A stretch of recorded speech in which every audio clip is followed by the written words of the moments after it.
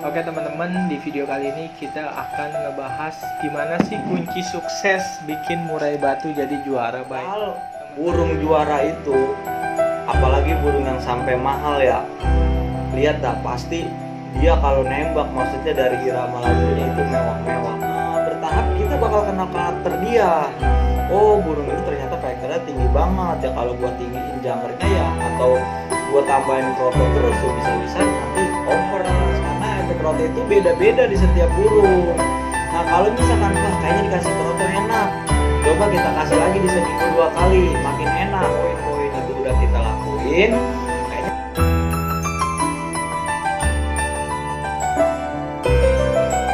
Assalamualaikum warahmatullahi wabarakatuh. Balik lagi di channel kita, Fem Channel, bersama saya Fajrin dan Memi Riyadi. Oke teman-teman, di video kali ini kita akan ngebahas gimana sih kunci sukses bikin murai batu jadi juara baik. Teman-teman mungkin penasaran nih, punya burungnya biar supaya jadi juara. Biasanya sepengalaman lu itu, lu diawalinya dari apa sih, Bay? Ya kalau buat kunci sukses main murai batu sih sebenarnya kita patokannya ya, terutama pasti pemilihan bahan, udah nggak salah lagi. Pemilihan bahan ya. Pemilihan bahan, dan yang kedua yang paling penting di pemasteran.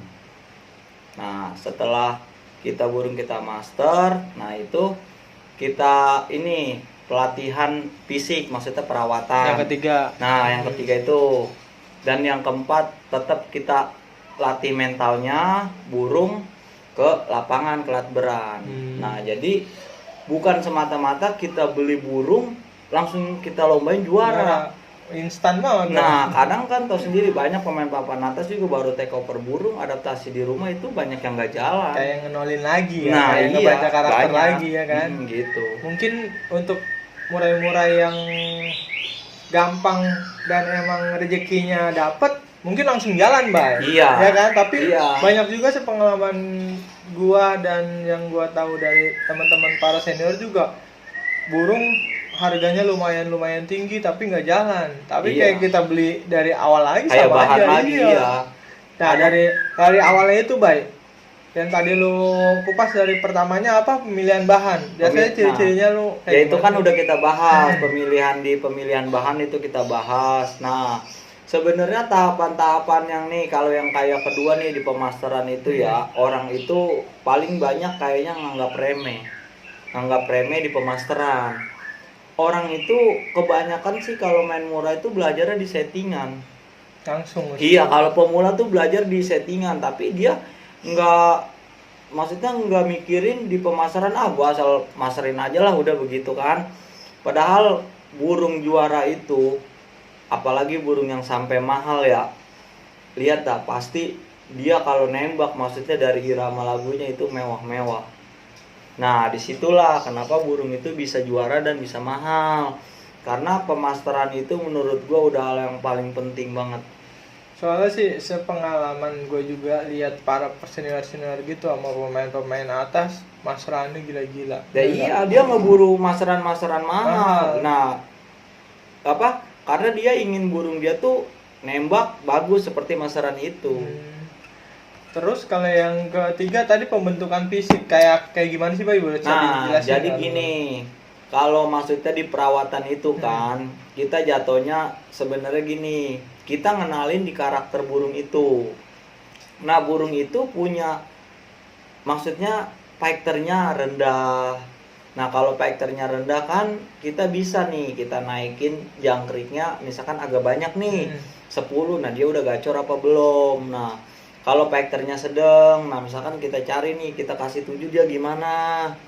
Nah kita kasih misalkan fighternya tinggi banget nih, misalkan udah kita ini juga langsung on kan, langsung fighter ngeplay. Nah itu kita coba dari 5 dulu. Nah itu kan secara bertahap kita bakal kenal karakter dia. Oh burung ini ternyata fighternya tinggi banget ya, kalau gua tinggiin jangkarnya ya, atau gua tambahin kroto terus ya bisa-bisa nanti over. Oh itu berarti pemahaman karakter dengan extra pudingnya dia. Nah itulah sebenarnya kuncinya di situ dulu. Awalnya nih kita kenalin burung kita nih maunya dijemur kencang apa enggak. Nah untuk ekstra puding kayak itu kan jangkrik tadi bisa kita kenalin, udah kita bahas nih dari kemarin. Nah dari kroto coba kita kasih seminggu sekali dulu, itu gimana efeknya ke dia. Efek dari keroto itu bikin gacor apa bikin malah adem? males, Nah, bikin males karena efek keroto itu beda-beda di setiap burung. Nah, kalau misalkan wah kayaknya dikasih keroto enak, coba kita kasih lagi di seminggu 2 kali, makin enak. Nah, kalau ada burung yang kena keroto galak ya udah kita tahu jangan dikasih keroto. Nah, itu aja sih. Jadi setiap ekstra puding juga perlu kita amati. Gitu. Terus kalau buat mandinya gimana sih Bay, kalau kita kalau buat merebati itu juara mandinya?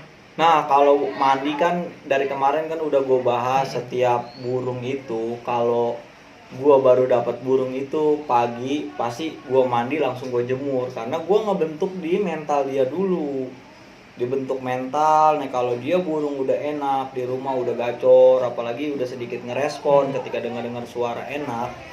Nah, itu bisa. Nah, setelah itu udah poin-poin itu udah kita lakuin. Kayaknya burung udah gacor nih di takaran jangkrik 77 misal. Nah, itu kita bawa ke lapangan. Tetap seminggu sekali harus kita uji coba. Nah, burung ini hasilnya seperti apa dengan ini? Walaupun kita awal pertamanya mungkin kita bawa-bawa dulu aja di lapangan. Nggak apa-apa. Kalau takutnya teman-teman takutnya kan masih belum pede nih gitu kan. Nah, tetap kita bawa ke lapangan. Kalau misalkan dibawa ngerespon bunyi coba tiket yang bela yang lebih murahnya, ibaratnya nggak masalah. Atau kalau mau nungguin saya juga lebih murah ya Pak. Nah, kalau sessionnya lebih rapet kan lebih cepet tuh dapetnya. Justru nggak apa-apa, justru itu kita belajar, maksudnya kondangan itu kita akan lebih tahu karakter burung kita. Oh, burung kita ini di set 7 galak. Nah, coba kita set 5 pelan-pelan. Ada juga karena kan ada juga banyak burung yang misalkan jangkriknya 5, kerotonya setiap hari, dia mau berarti kan mau onnya dengan keroto, sama jangkrik nggak mau. Jadi jangan salah tafsir dia. Ya. Mentang-mentang keroto, kata orang pakai keroto nih bagus, kita kasih keroto terus padahal karakternya nggak mau dengan keroto. Nah, itu nggak bakalan bisa. Oh, pokoknya nyesuain si kebutuhan maunya burung ya, betul. Iya, intinya cuma kita melajarin gini dah. Burung ini fighternya rendah apa tinggi, udah gitu aja. Berarti ya kalau efektor tinggi harus diapain, kalau efektor rendah harus diapain, kan ada itu di video yang itu juga ada ya. Ada, kita bahas. Terus untuk pengembunan sama jemurnya juga sebenarnya pengaruh banget apa enggak sih, Bay? Ya, kalau pengembunan gua maksudnya bikin burung kan rileks ya, lebih fresh, dia lebih nyaman biar lebih gacor.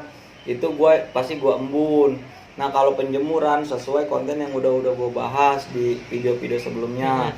Nah, penjemuran itu kan sesuai karakternya. Nah, kayak kemarin kan kita lihat kayak si Ereking kan, contoh burung baru banget kan, baru kita garap dari nggak tahu settingannya, kita jemur main sejam, burung malah turun. Nah, setelah kita main coba kita tes nggak pakai jemur, nah kan malah langsung juara 1. Nah, itu gitu. Jadi tetap kita harus amatin.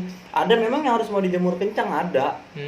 Gitu. Emang berarti emang sesuai maunya burung ya? Iya, karena kita juga gini ya, nih ya, karena gue pernah juga kan baca di komentar di konten kan ya, maksudnya di konten yang satu lagi kan ada juga kalau dijemur 2 jam apa nggak kelamaan. Nah, kan justru Indonesia ini cuacanya beda-beda, kayak di Bandung, Bogor, di Bali, itu kan. Nah, Sumatera. Misalkan nih dapat burung nih dari gua nih ya, misalkan dia settingannya 77. Nah, di sini nggak main jemur, karena di sini kan cuaca kita panas ya. Nah, misalkan dibeli nih sama orang Bandung, di sana kan cuacanya dingin. Nah, mungkin ketika dia dirawat di daerah Bandung apa di daerah Bogor yang dingin itu, nah itu bisa jadi malah main jemur. Betul. Nah, jadi kita harus nyesuaiin juga wilayahnya, cuacanya.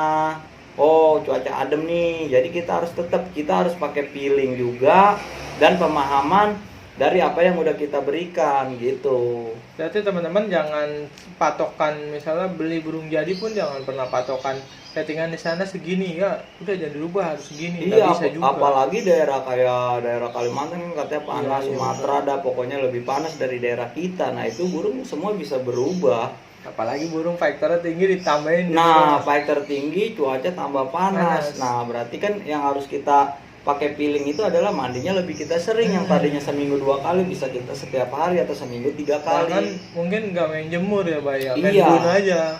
Pokoknya kita sering latihan lah. Misalkan nih dalam minggu ini kita setting dia 5, kita coba ke lapangan hasilnya bagaimana. Oh, burung ini di 5 nggak ada respon, ya gak? Nah minggu besok kita tambahin 7, udah mau bunyi-bunyi. Nah coba kita naikin lagi misalkan ke 10, udah enak, cuma masih ngukluk, udah pertahanin dulu. Karena mungkin kenapa, bukannya dia nggak langsung kerja, tapi dia asupan nutrisinya butuh waktu, proses. Jadi proses dia masuk, burung tambah fit, coba kita kasih uletnya lebih banyak 5, atau pas krotonya bisa seminggu 3 kali atau seminggu 2 kali. Nah itu kita pelajarin semua. Jadi nggak ada sih sebenarnya yang ilmunya pastinya harus sekian, apalagi ngikutin burung ini nggak bisa. Oke. Jadi kunci sukses buat bikin mulai batu jadi juara itu sebenarnya yang gua rangkum nih, Bay, dari omongan lu tadi itu pemahaman karakter si burung kita masing-masing. Benar. Ya kan? Apa yang kita rawat gitu. Jemur secukupnya dia, seenaknya dia, ekstra puding juga secukupnya dia, gitu kan. Sepasnya dia lah. Iya, sesuai karakter dia itu. Sesuai karakter. Gitu teman-teman. Jadi kalau emang ada teman-teman yang mau ditanyain soal pembahasan gimana sih bikin murai batunya itu jadi juara, nanti kalau kurang jelas dari omongannya Om Emi tentang pengalamannya, ntar teman-teman bisa tanyain juga di kolom komentar ya, Pak. Ntar bisa kita bantu jawab kayak gitu. Terusnya kalau ada yang tema-tema mau diangkat juga bisa di komen juga di kolom komentar, jadi buat next temanya kayak gitu. Terima kasih untuk video kali ini. Assalamualaikum warahmatullahi wabarakatuh. Waalaikumsalam warahmatullahi wabarakatuh.